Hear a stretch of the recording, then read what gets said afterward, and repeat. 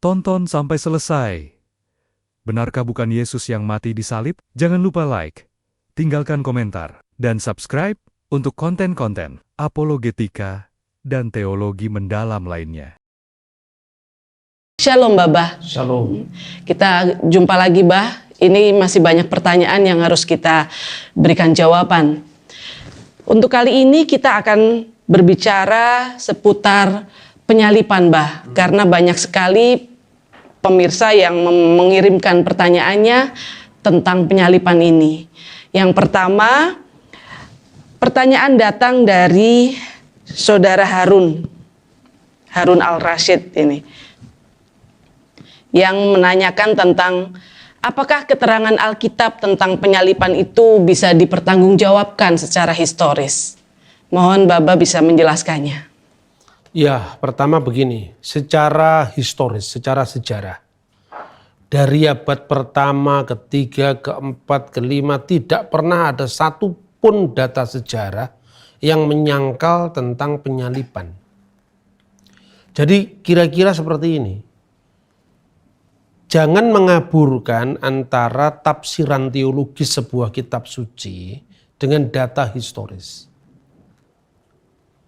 Bahwa ada penyangkalan tentang penyalipan Yesus.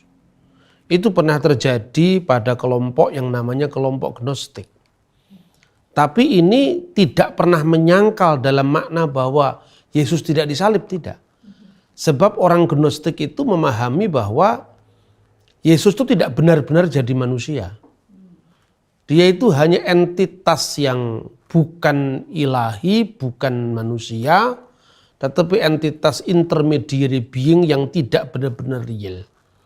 Makanya menyalibkan Yesus sama dengan menyalibkan bayangan. Jadi bagaimana mungkin bayangan disalib? Itulah yang mulai muncul di abad keempat misalnya dengan kisah Yohanes. Tapi ini bukan Yohanes Rasul yang nulisnya abad keempat. Tetapi justru menariknya semua data sejarah abad pertama, abad kedua justru tidak pernah menyangkal penyalipan. Dengan kata lain, tutuplah Alkitab itu. Gak usah dibaca Alkitab. Yesus disalib itu fakta sejarah. Saya berikan contoh. Misalnya ini karya Yosefus. Yosefus itu menulis buku panjang sekali. Dia menulis tahun 95 Masehi. Atau 90 sampai tahun 95. Dan ini tidak percaya Yesus ya? Ini orang Yahudi. Dia sejarawan Yahudi. Pernah dia berkhianat pada bangsanya. Dia dukung Roma. Makanya namanya dulunya Yosef ditambahi Flavius. Karena dari nama Kaisar Flavianus. Kemudian setelah bangsanya hancur, Bet Hamikdas, Baitul Maqdis, rumah suci Allah di Yerusalem dihancurkan oleh Jenderal Titus. Dia rupanya ada penyesalan.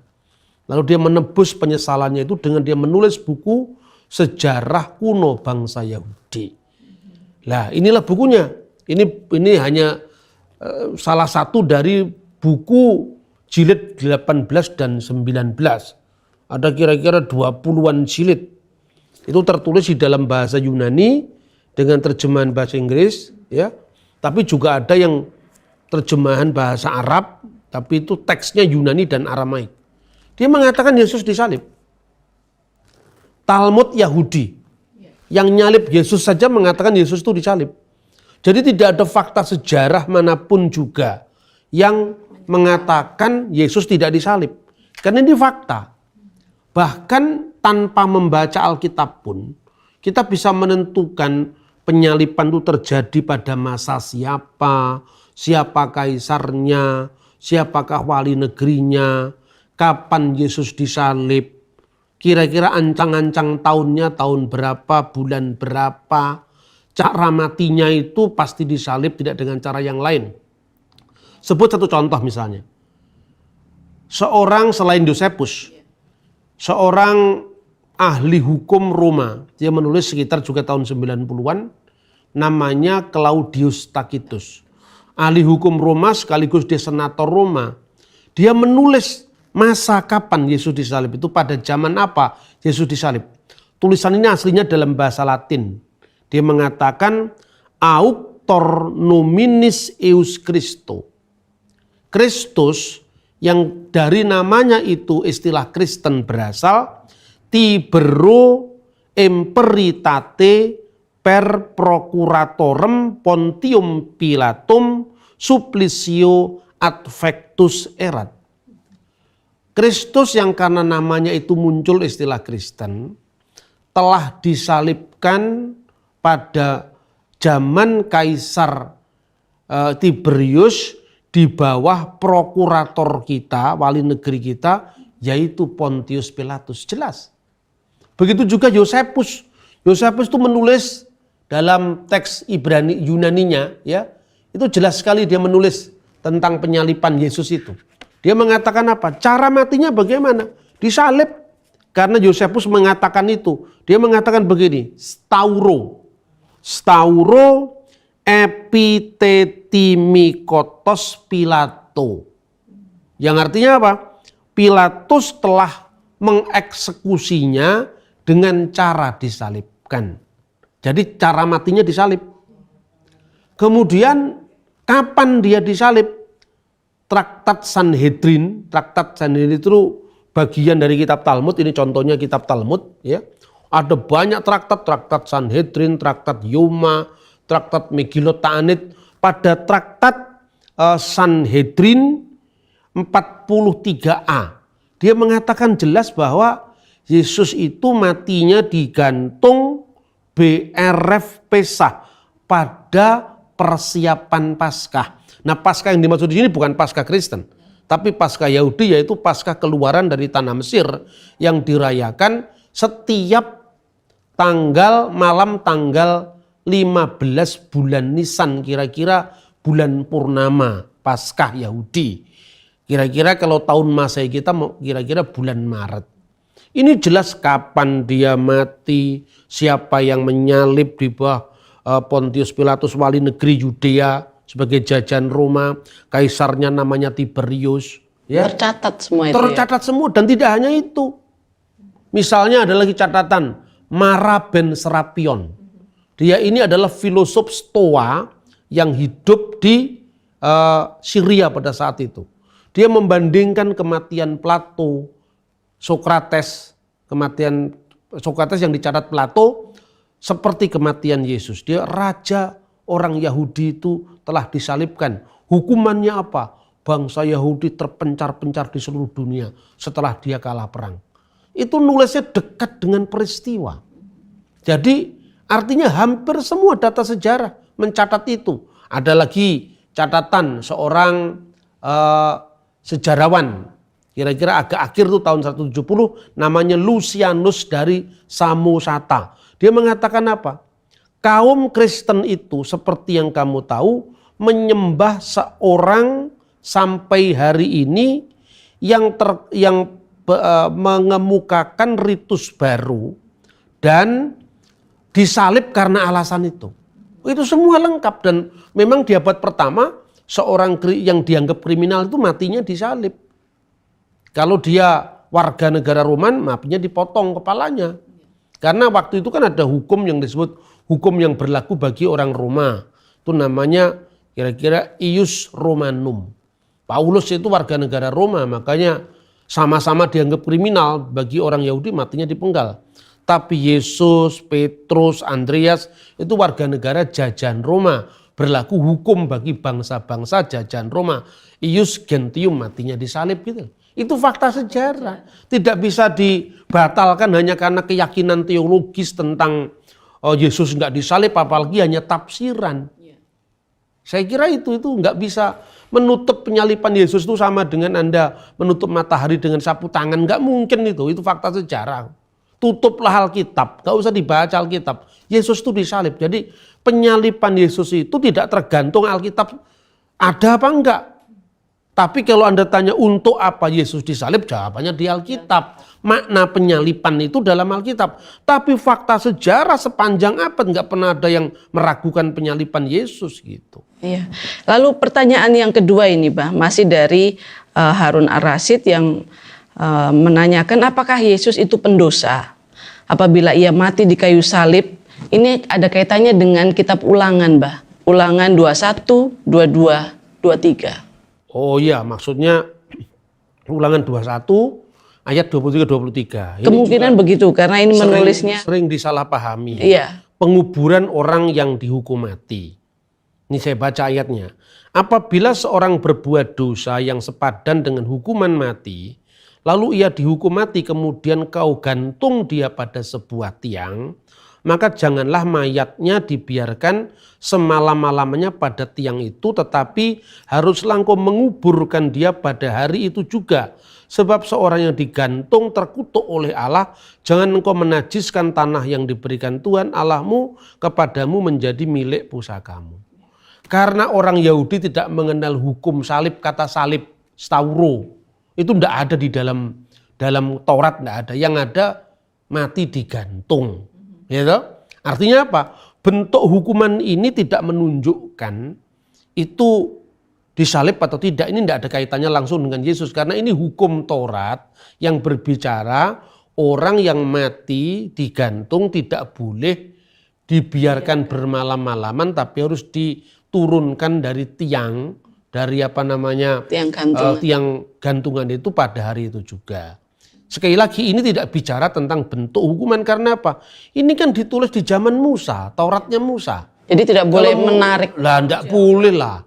Kalau ada pada zaman Majapahit ada hukum picis, apa ya sama dengan sekarang hukumannya sekarang hukum penjara kok. Tapi intinya sama-sama orang yang mencuri dihukum gitu loh. Tapi itu bukan menentukan bentuk historis penyaliban. Karena apa? Banyak orang salah memahami ini. Justru kalau kita membaca kronik sejarah, data sejarah lebih jelas. Di dalam kitab Talmud tadi Traktat Sanhedrin 43a yang tadi saya sebut, itu Yesus disebut hatalui, orang yang digantung. Mengapa? Karena kata cross, kata salib tidak ada di dalam sistem hukum Yahudi. Tapi kenapa Yesus disalib? Baca sejarah lagi. Karena kasus Yesus itu dilimpahkan kepada hukum Roma, diadili oleh Pontius Pilatus. Karena diadili oleh Pontius Pilatus berarti dia tunduk di bawah hukum Roma, maka matinya disalib. Kalau seandainya itu diputus sendiri oleh Mahkamah Sanhedrin, ya matinya dilempari batu gitu. Terus kemudian dirajam. Tapi apa hubungannya? Berarti kalau Yesus mati ini kan disalib kan berarti dia mati terkutuk itu kan. Lah berarti siapa yang mati terkutuk? Berarti itu dia berdosa begitu. Berdosa ya, tidak seperti itu. Itu kan teks dibutakan dari konteks. Nah ini yang begini ini bukan hanya penanya itu. Orang saksi Yehova pun juga memahami secara salah. Karena apa? Inilah akibat orang-orang yang membaca teks lepas dari konteks dan agak kurang cerdas.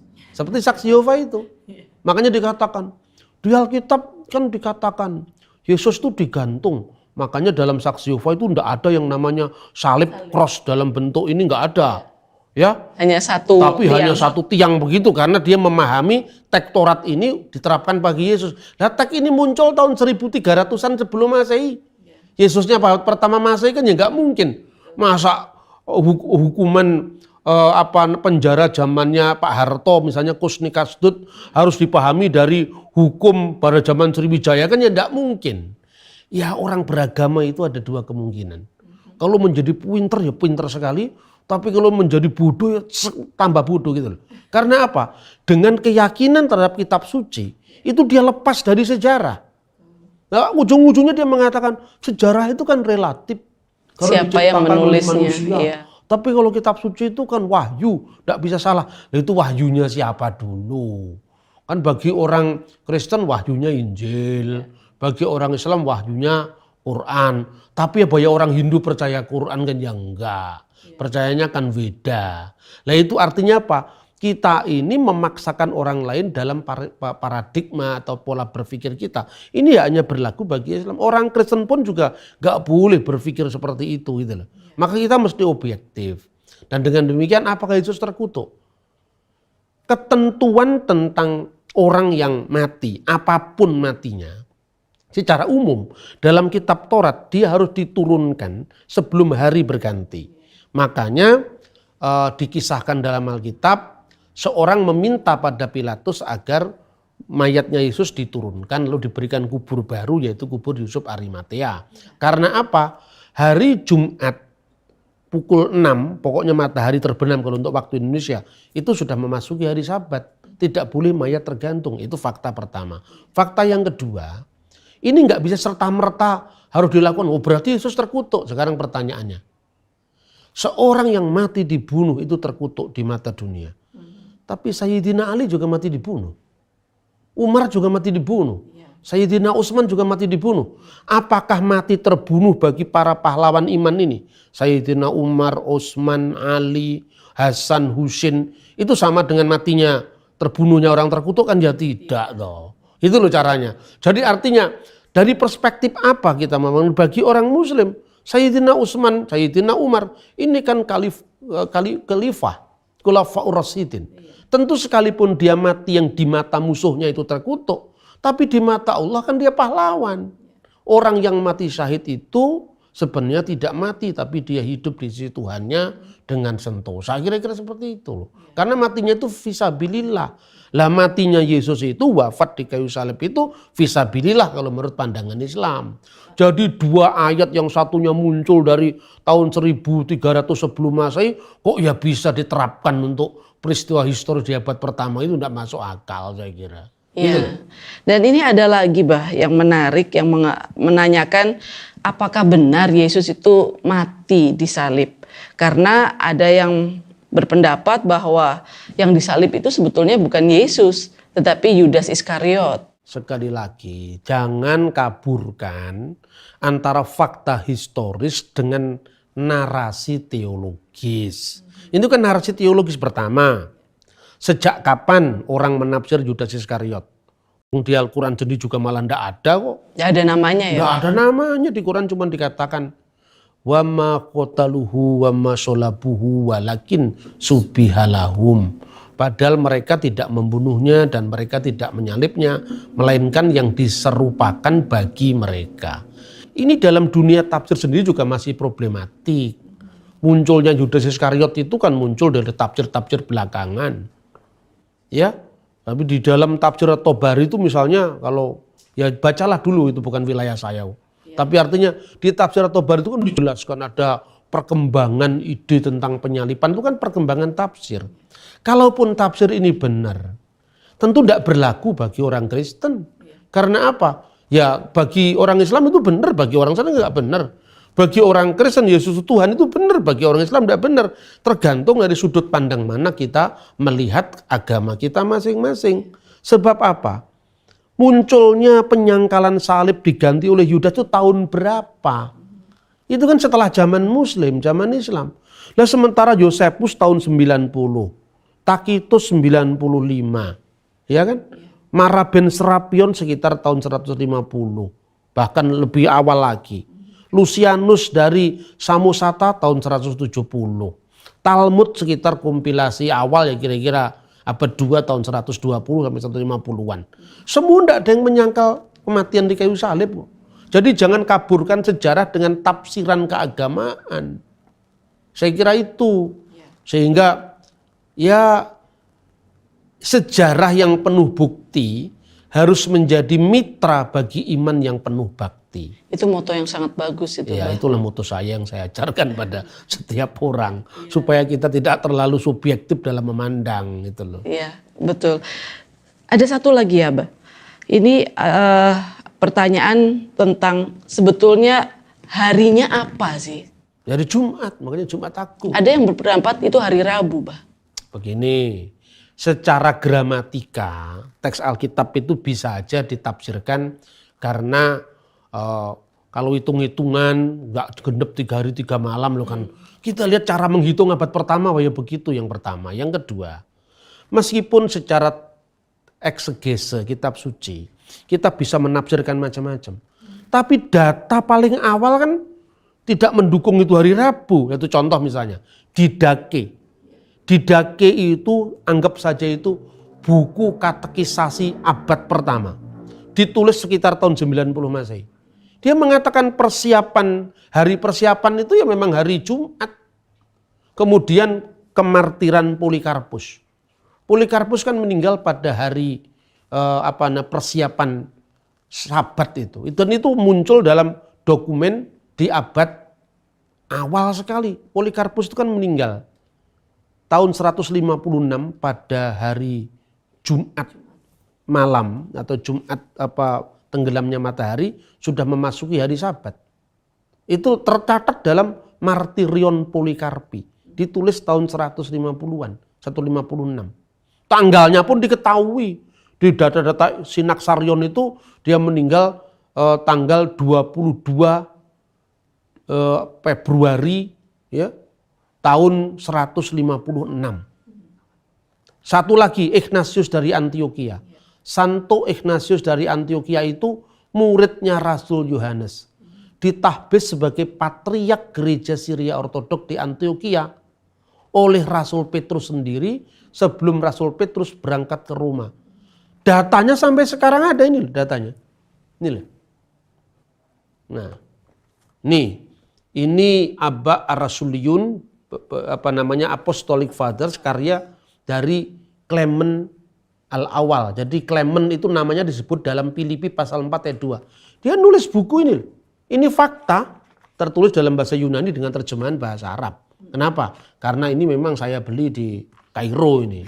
Makanya gereja-gereja pakai bahasa Arab. Terus ini surat-surat Kaudratus. Ini tertulis juga dalam dua bahasa, Yunani dan Arab. Ini disebut Rosail Ignatius Al-Antaki. Di sini ada. Yesus itu memang matinya hari Jumat Agung. Jangan kemudian ditafsirkan menurut data abad 20. Sepinter apapun para penafsir dari abad 20 seperti yang dilakukan oleh ada kelompok baru namanya kelompok mesianik itu. Saya menghormati sekali dengan kelompok ini karena mencoba mengembalikan kekristenan itu pada Hebraic root, akar Ibrani. Tapi yang bikin ini orang abad 20. Tentu saya lebih percaya dengan muridnya Rasul sendiri dong. Ada kesenjangan ya. Ada kesenjangan 20 abad. Sehebat apapun yang namanya Peter Carey itu ahli tentang Pangeran Diponegoro. Mencatat angka tahunnya siapa Diponegoro lengkap sekali. Tapi kalau ditanya kepada Peter Carey, Pangeran Diponegoro itu lebih suka makan rawon atau makan gudeg, pasti dia yang bisa jawab. Karena apa? Dia tidak pernah hidup sama Diponegoro. Yang bisa jawab siapa? Kiai Mojo atau Sentot Prawirodirjo. Lah ini muridnya yang nulis Injil. Yang mengatakan dia matinya Jumat Agung. Ya sudah, tidak usah terlalu jauh berspekulasi, ini sejarah kok. Tidak usah ngomong teologi lah. Kalau ngomong tentang data sejarah, yang paling awal itu ya jelas paling dekat dengan peristiwa gitu loh. Antara kita dengan mereka, kesenjangan sudah, sekalipun kita doktor bahasa Ibrani, doktor bahasa Yunani. Dia tidak hidup pada zaman yang ditafsirkannya. Nah, sementara ini bahasanya sama dengan para rasul dan bapak-bapak konsili. Hidupnya sama, makanannya juga sama. Waktu itu belum ada KFC.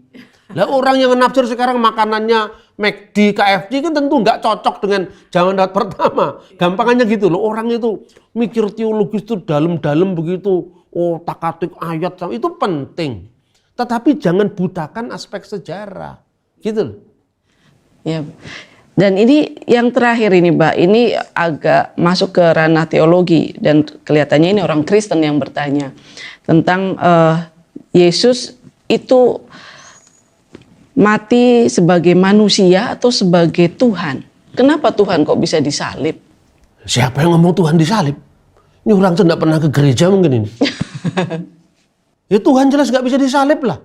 Tuhan itu gelar. Tuhan itu Lord. Masa Lord, kalau Lord Charles mati, yang mati kan Charlesnya.